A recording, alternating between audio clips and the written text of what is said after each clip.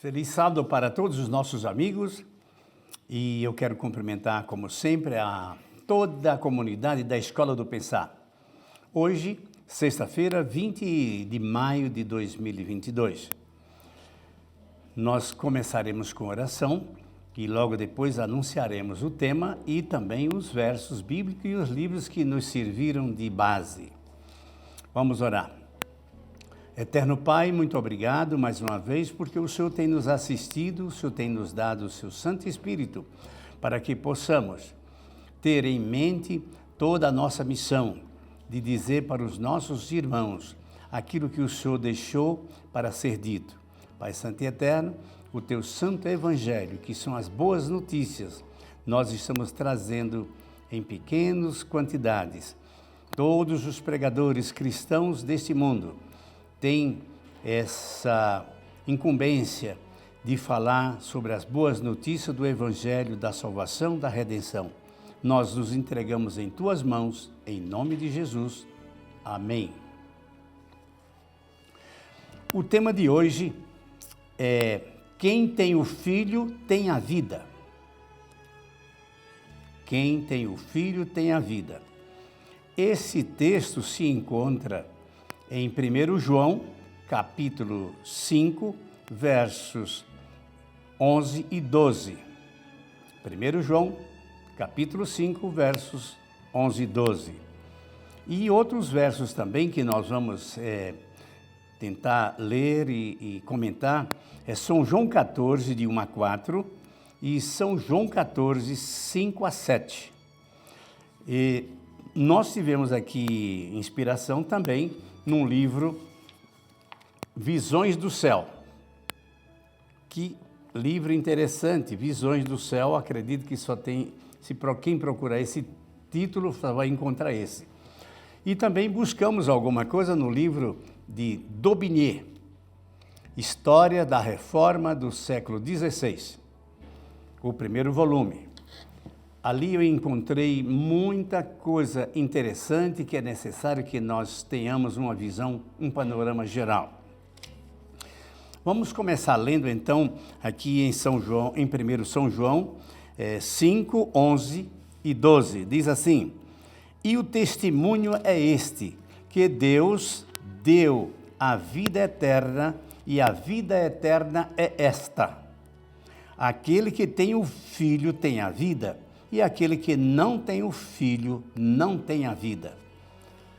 Meus prezados, que versos fortes, esclarecedores, decisivos para a nossa vida cristã. É preciso ter o Filho de Deus conosco para termos a vida eterna, a vida nele. Quando é que começa a vida eterna? Alguém poderia pensar, já que não estamos em condições de conversarmos agora. A vida eterna começa hoje. Hoje é o dia da tua salvação. Hoje é o dia da nossa decisão. Nós não sabemos em que dia nós vamos deixar de viver e ali estaremos selados para sempre. O nosso caráter, a nossa vida, o nosso testemunho, a nossa fé, a nossa confiança em Cristo, isso é que nos proporcionará termos a vida eterna dada graciosamente por Jesus Cristo. A nossa salvação é inteiramente gratuita. Ela vem de Cristo. Nós não podemos ser salvos a não ser pela graça e seremos julgados pelas obras da lei. No capítulo 14 do apóstolo João, nós também encontramos algumas coisas muito interessantes a respeito deste grande assunto. João, capítulo 14, Jesus ali está fazendo uma despedida. Ele chama os discípulos e as pessoas que sempre estavam com ele durante a vida, Maria, a mãe dele, e Maria Madalena sempre estava presente, Maria Salomé, que era prima de Jesus. Então elas foram chamadas juntamente com os apóstolos para ouvir algo que Jesus tinha a dizer. E ele disse o seguinte: não se turbe o vosso coração, credes em Deus, crede também em mim. na casa de meu pai há muitas moradas. Se não fosse assim, eu vou-lhe teria dito. Eu vou preparar lugar. E quando eu for e vos preparar lugar, e ele foi, voltarei e eu receberei vocês para mim mesmo, porque onde eu estiver, eu quero que também vocês estejam. Vós sabeis o caminho para onde vou. A história continua aqui, todo aquele encontro, a respeito de Tomé e etc. A verdade é que Deus, na pessoa de Cristo, segunda pessoa da Trindade, ele diz que foi preparar lugar e quando os lugares estiverem preparados, ele vem nos buscar.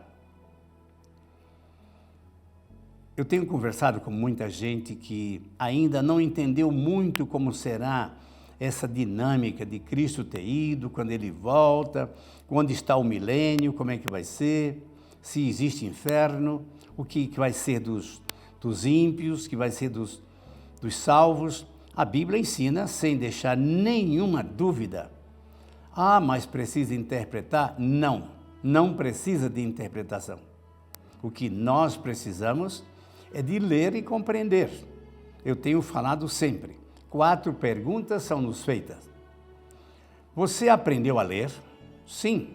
E se por acaso alguém não sabe ler, pede para alguém ler. Mas a primeira pergunta é, você sabe ler? Sim. Tem Bíblia? Sim. Lê e entende? Sim.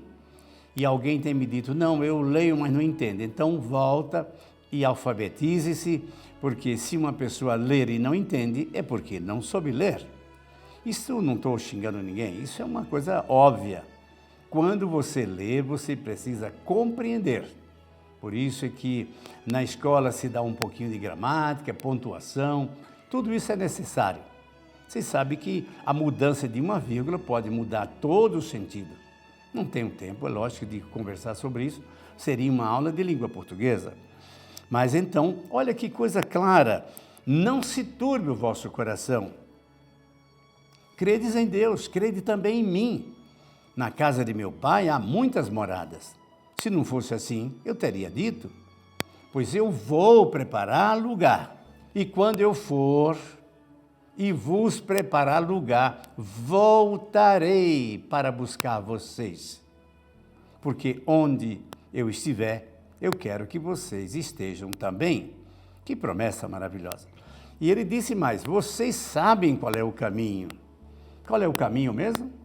Jesus disse, eu sou o caminho, a verdade e a vida. E ninguém vai ao Pai senão por mim. Cristo é o caminho. E muitas perguntas nessa hora surgem. E eu recebo essas perguntas e procuro dizer, e aqueles que por acaso não conheceram Jesus? Gente, não vamos importar com coisas particulares, sabe por quê? Deus tem a solução para tudo. Aquele que não conheceu Jesus, ele teve a oportunidade de conhecer o caminho de uma maneira intuitiva, através do seu caráter em especial. E lá no milênio, nós teremos a oportunidade de ser explicado tudo para nós. Lá, quando chegarmos dentro da Santa Cidade, 3 surpresas nós teremos. A primeira é de estarmos lá pela graça de Deus. Segundo, nós vamos procurar pessoas que esperávamos estar no céu e não estarão. E Deus vai mostrar, Jesus vai mostrar por que não? Vai mostrar talvez um pequeno filme para dizer ali que ele não aceitou. Ele passou pela vida, foi cristão, orou, curou e etc. Mas ele não se converteu. Ele não obedeceu. A obediência, ela é necessária. A graça só fica com os obedientes. Um desobediente à lei de Deus, ele não tem condições dele continuar recebendo a graça, uma graça permanente. O importante é conservarmos-nos na graça. Jesus falou isso quando ele falou na parábola da figueira, da videira. Meu pai é o lavrador, eu sou a videira, vós sois os ramos. O ramo precisa permanecer ligado ao tronco, através de quê? De uma união muito bem perfeita. Que quem se afasta, o galho que se afasta do tronco, ela não dá frutos. Frutos que são boas obras. Mas nós somos salvos pelas boas obras? Não. A condição é a graça. A base é a graça. Mas quem tem a graça tem Jesus. E quem tem Jesus tem a vida seguir a Jesus. Ele é o caminho. E nós temos que seguir o seu caminho. Nós precisamos ser imitadores de Cristo. E Cristo deu o exemplo? Sim. Se Ele deu o exemplo, então nós precisamos seguir o exemplo, fazer o que Ele fez e faz. Dar testemunho. Que importante é dar testemunho. E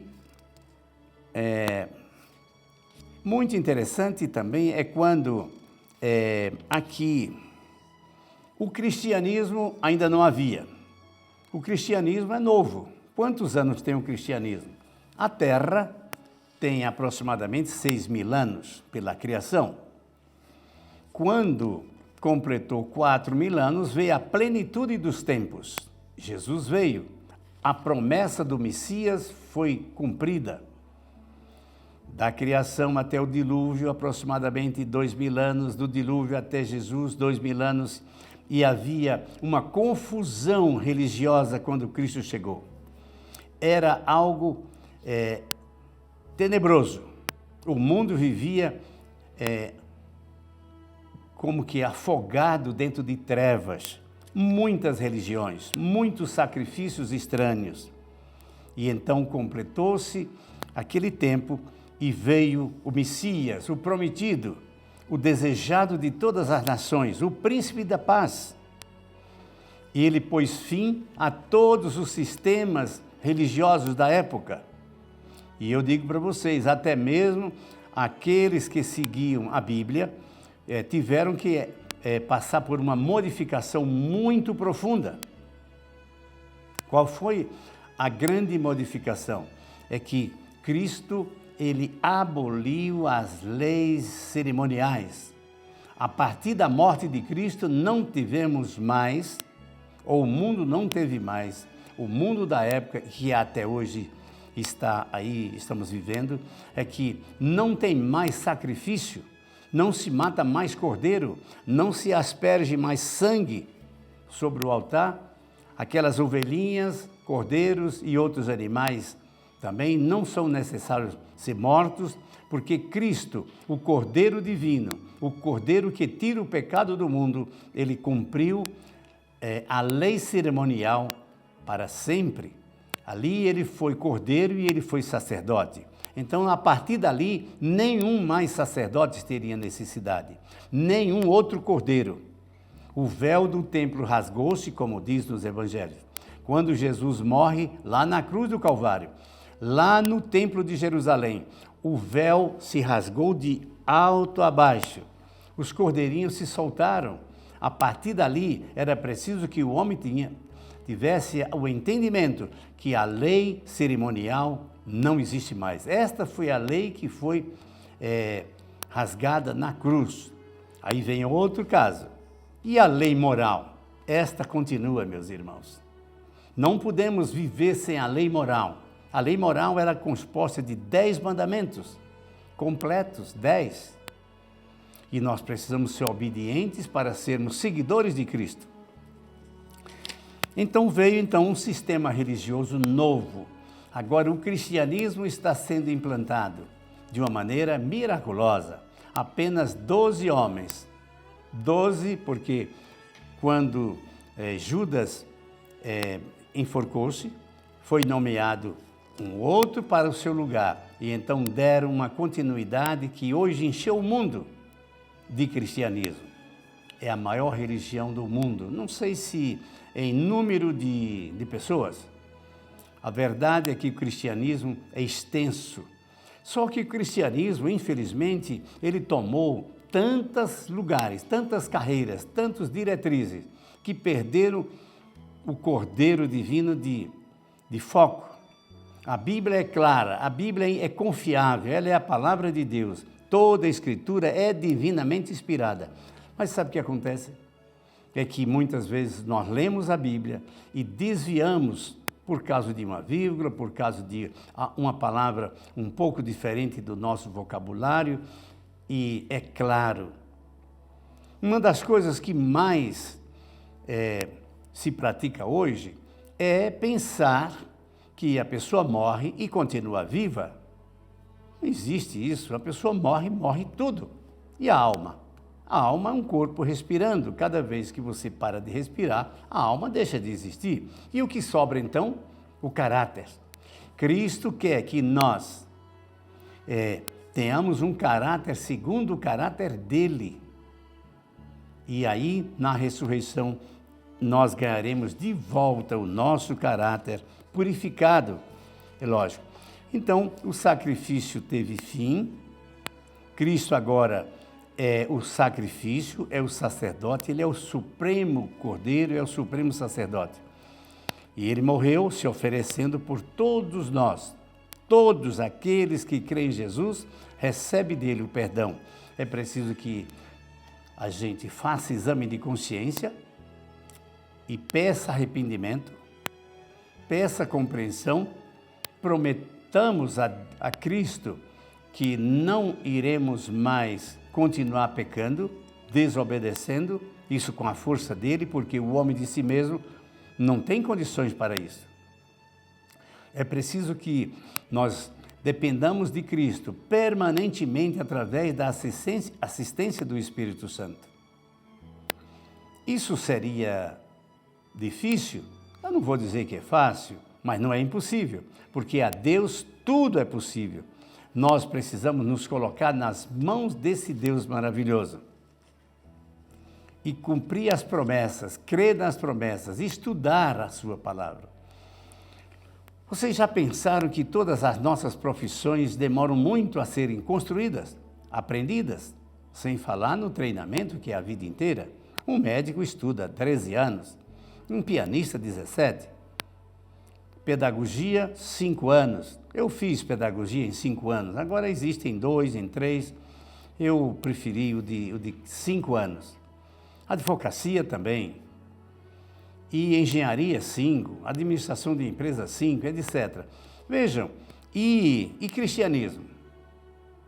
Quanto tempo nós precisamos treinar, estudar a palavra de Deus? Eu não digo que nem todos precisamos de um curso de teologia. Por acaso eu tive a grande oportunidade, a grande bênção de Deus de fazer 2 vezes o curso de teologia. Mas eu sei que o que me deu maior conhecimento foi o estudar a palavra de Deus, demorar, comparar, ler diversas traduções para que a gente possa compreender de uma maneira melhor, perguntar, dialogar, duvidar, questionar, até chegarmos a um conhecimento melhor. Mas a Bíblia, ela não é difícil. A dificuldade da Bíblia talvez seja o seguinte: a pessoa pega, começa a ler e logo cansa. A Bíblia não foi feita para ser lida como um romance. Não. Nós precisamos estudar por assunto. Qual é o assunto que você quer? É o Espírito Santo? Vamos ter versos e versos que falam desse assunto. Qual é o outro? Aonde estaremos depois da morte? Como é que o homem foi feito? O que é o pecado? Quem é Cristo? Ele foi prometido durante quantas vezes nas profecias? Desde Gênesis até Apocalipse fala-se da vida de Cristo. A Bíblia, ela tem um fio vermelho em todas as páginas, por todos os versículos, que é o sangue de Cristo. E às vezes você lê lá pelo meio e nem percebe a palavra Cristo. Tem um livro na Bíblia que não fala em Deus em nenhum momento, é o livro de Esther. mas é um livro dedicado a Deus, ao povo de Deus, à operação divina na vida daquela gente.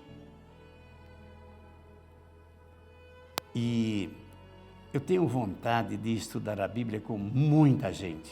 Todos aqueles que desejarem.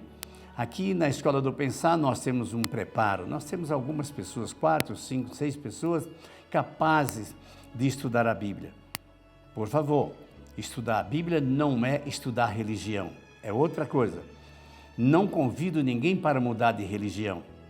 Religião você escolhe. Religião não salva. Quem salva é Cristo. Agora, a palavra de Cristo ela é necessária para que tenhamos o quê? A certeza de que estamos fazendo a vontade desse Deus maravilhoso. Cristo é o verbo divino. São João, ele diz que é o verbo, é a palavra, é a ação. E nós vemos que perfeição. O livro de João, como os demais também são inspirados, mas eu gosto muito do livro de João porque ele é claro, ele é sintético e a gente pode compreender.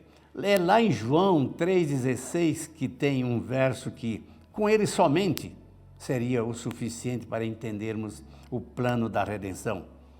Porque Deus amou ao mundo de tal maneira que deu o seu Filho unigênito para todo aquele que nele crê não pereça, mas tenha a vida eterna.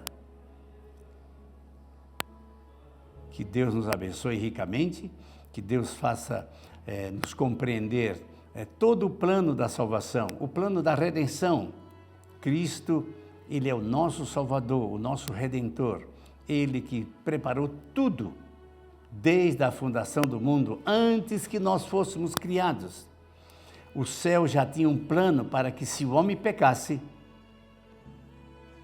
Cristo viria em nosso lugar pagar a conta, essa conta muito grande, é a conta do pecado. Pecado é a transgressão da lei, para que hoje nós tenhamos a certeza de que não estamos jogando fora a oportunidade áurea da salvação. Nós precisamos ouvir, crer e observar a vontade de Deus.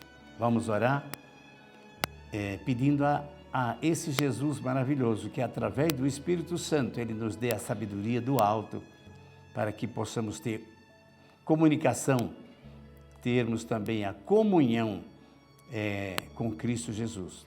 Pai misericordioso, muito obrigado, estamos pelos Teus cuidados, nos entregamos inteiramente em Tuas mãos. Quantas vezes, Pai Santo, nós temos falhado, mas Te pedimos, Senhor, que através da iluminação do Espírito Santo possamos, então, ter a compreensão e a disposição, a vontade de fazermos a Tua santa vontade. Pai Santo e Eterno, toma-nos em Tuas mãos, todos os alunos, pais, parentes da Escola do Pensar, bem como os funcionários, professores e todos os colaboradores. Nós somos gratos, Pai Santo, porque o Senhor permite que eles nos sirvam, ajudando a levar o Teu Santo Evangelho em cada momento. Nós nos entregamos em nome de Jesus. Amém.